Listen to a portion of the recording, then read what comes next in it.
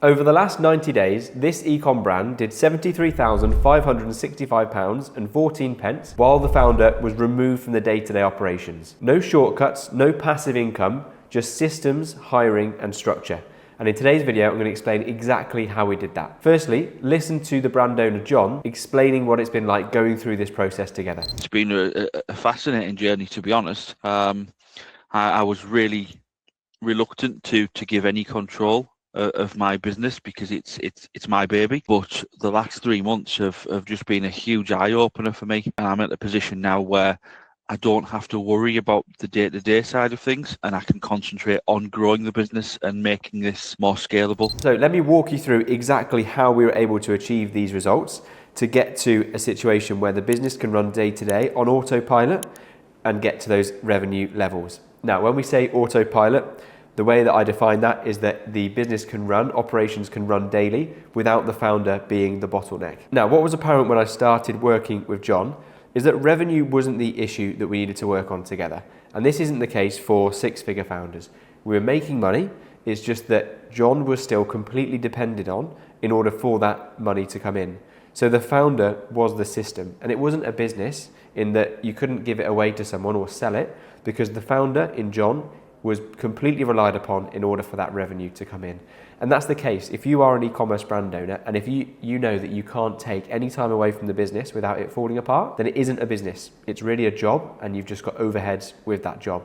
And so it's really clear that we needed to understand the situation John was in, the fact that he was taking still customer calls and still getting involved in the day-to-day running of his ecom brand, so we knew what to work on straight away. So listen to what John had to say when he described his situation before we worked together. Basically, I would say 80% of the time would be customer service stuff. It would be processing orders, dealing with suppliers, handling returns requests, but also all of the financial side of things. And were you conscious of the fact that your time was being spent in areas that they shouldn't have been? Oh, absolutely, especially when it's like 9:30 at night and you've got a live chat come through, or 4:30 on a Sunday, and it felt as though that the job was 24/7. Now that situation is so easy to fall into as a business owner because it's easy for you to work on the business 24/7, especially with e-commerce. Everything's at our fingertips and we can pick things up anytime we want to.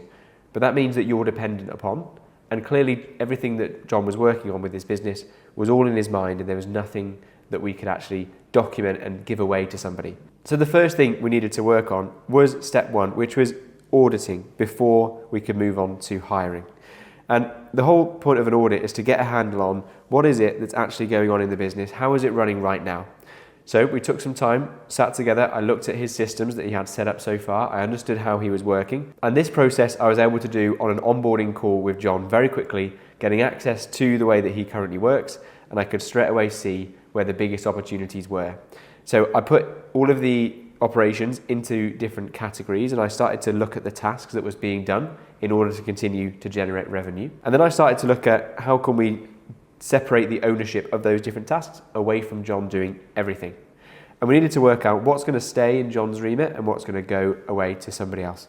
And it was really important that we weren't just hiring to reduce workload, we were hiring in order to remove dependency. So listen to what John said as he described his initial situation. There was no SOPs in place. Everything was in my head. I knew how to do it. I knew when to do it. And one of the big worries was, how do I get everything out of my head and onto paper without spending so much time that I'm going to fall behind even further? But also, I think having them down on paper meant that I had to admit that I needed help. Now, as you can hear, and you might be able to resonate, John's situation as a business owner was that a lot of the tasks he did were still in his head.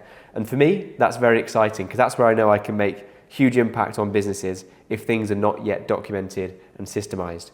So I could look at what he was doing and work out what needs to get removed first. And the thing with John is that he was doing everything. So there was parts of customer service that we need to remove, parts of the order fulfillment process that needed to be removed, day-to-day admin, and even we would move on to outsourcing part of marketing and how we could get more sales. And I could see these opportunities coming up. But the first thing we needed to do was to aim for the biggest leverage opportunity possible, and that was to hire somebody to do the tasks that John was being held back by doing still. And we wanted to get an immense amount of leverage by hiring somebody that not only meant that those tasks would be done to a high level because they could focus on them full time, but also allow John to focus on the things that really matter, the income generating tasks. So we hired a VA, and I have a full system and I have a full plan for hiring and vetting high quality virtual assistants that are specialist e-commerce operators.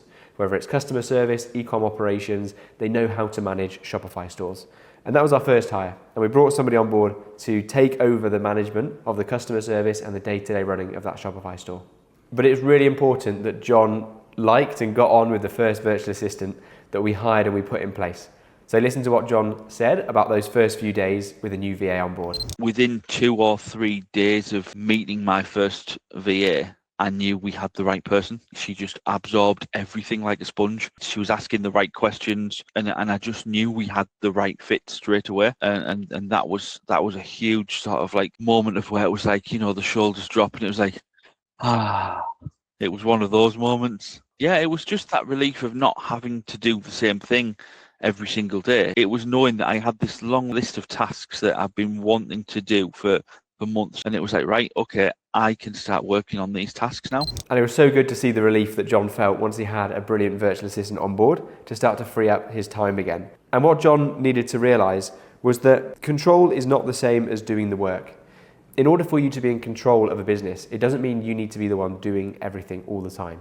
And it sounds obvious to say out loud, but in reality, a lot of founders out there are not doing this in practice because they feel like they need to have full control by having a handle and doing something on every single part of the business. But that is not the case. When you have a virtual assistant on board, they can be doing the doing parts of the job. They can be doing the work, looking after customers, getting orders fulfilled, handling returns, keeping on top of invoices, the admin side of the business, and then they can just provide end-of-day reports so you know what they've been up to. You can create a daily task tracker so we can set exactly what we need to be done every single day, and you can have strong feedback loops to know what it is they're working on. So you can have control without being the one that does the work. And this was a big breakthrough, not only hiring a VA, but the mindset breakthrough for John to realise he can still control a business without being the one that's doing everything in the business. And what we then found over time is that every system that we built stacks on top of the next. So initially we handed over the customer service and the order fulfillment. And then we realised, well, now she's proficient and looking after customer service and we're confident she can handle orders. Now we can get her following up with abandoned carts and giving a personal reach out to everyone that abandons their cart. Then we can put SOPs in place to keep on top of prices and stock conditions in Shopify and managing the back end operations of that business. Then we can put in place Trello boards to manage the operations in terms of the order tracking and making sure we have a system that keeps things organised in that way. And then we can add on follow-up. So we put in place a lead tracker so we were able to have a virtual assistant check with everyone that ever got in touch with us and raise their hand about being interested in a product. We had a formal system to track those people and to follow up with them. So we're getting more sales over the line because this VA is able to track customers. So what was really exciting is that not only did we have the inbound customer service covered, but we were starting to be able to do things that were generating more sales with this one hire. But the key to all of this is that these systems stack. If you imagine boxes stacking one at a time, each of these boxes is a system, and we start with a foundational system that gives us proper stability, and that would be like understanding customer service and how orders are fulfilled. So we know exactly how the business generates revenue and how customers are looked after. On top of that, one at a time, we can add new SOPs, new processes for how the business runs in all these different areas until this VA has a full stack of knowledge about how the business runs day to day, and it means we can remove the founder from being involved. But it's done day to day. It's not chaotic. It's a slow process of adding an SOP, training up, making sure they're confident, and then moving on to train them up in another area as well. Having a store run on autopilot is not about one big system that you hand over one day. It's about lots of different individual systems that are taken over a space of time. And we had to put the right system in place with the right people in order to achieve that. And this is what John said about having the right systems and people in place. It needs to be both, definitely. Otherwise, you will spend all your time explaining to them how things work. So then what's the point of having a VA? Every single supplier that we have has their own SOP in terms of order process. What do I do if, and there's an answer to it there. And if for whatever reason something happens for the first time, we document how we do that so that if it happens again, we've got an SOP for that as well. Now that we had a proper system in place and a great VA number one, it was now thinking about how can we get more output and less founder. Now, we don't say less founder from a lazy point of view. We're saying less founder in terms of not being relied upon. So if John needs to take time away or if needs to work on a different project to grow the business can grow independently of him and continue to scale. And so we put our heads together and we thought, right, how are we going to get more output out of this situation? And the obvious path was to hire VA number 2. So I went back into my talent pool of VAs and I pulled out another VA and put them into John's business, vetted them, all the interviews, make sure I've got my little Easter eggs involved in the application process to bring on another strong VA. And with that new VA, we made sure they covered weekends with a different shift pattern, so they worked Friday to Tuesday full time. And we then gave them some marketing SOPs, so how to draft blog posts and how to draft email campaigns, how to draft social media posts. And we started to take some of the busy work that John was still doing in order to create more output on the front end. Now, they didn't take complete ownership because these were still a VA that could still do the day-to-day. So this VA number 2 still had the stack that we built for them. So they were still doing the customer service, they were still doing the order fulfillment, the abandoned carts, the lead tracker. They were still managing the store day to day. But what we were now able to add on top was the marketing SOPs, not from a position of them being a marketing agency or being experts, but by being able to do the busy work. So perhaps in your business right now, your Ecom brand, you have ads to run, and so you need somebody to be collecting social media content in order to run ads. And there's admin involved in all of these different tasks.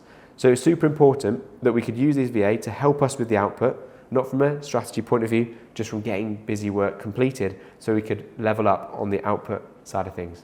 And now when we had 2 VAs on board, the professionalism stepped up another level because we've got a bigger team now, and John has that team that's working for him rather than him being in a job essentially working for his customers. So listen to what John said now that we enhance the professionalism of his store. The first would be the speed of how they pick things up. Within just a couple of days, the quality of the emails had improved. The quality of what they're producing in terms of as a team of 2 VAs now is so professional. It gives you that feeling of how professional your business now is. And it's been a pleasure to work with John to see that professionalism happen, see how much output we're getting on board, and see how this e-commerce brand is now able to scale from this position. And what was next on the agenda for our process was now to put in place weekly and monthly rhythm for this business to run without John. Now, if you have hired somebody and if you're still needing to set tasks for them every day, it means you still haven't fully outsourced that position because it's still up to you to think about what they're doing every single day. What we want to do is be able to have our VAs start 9 a.m. and know exactly the tasks that they're completing that day, that week, and that month. And so all you need to do is check a weekly or monthly task tracker to check if things are done, rather than having to continually set tasks. So we put in place a rhythm for checking in with the weekly tasks, monthly reviews, and a monthly task tracker so they can keep on top of that. And so now the founder has a clear focus area that they can work on at certain times. It's proactive rather than reactive. At the end of all this, listen to what John had to say about what it's like now we're at the back end of this process.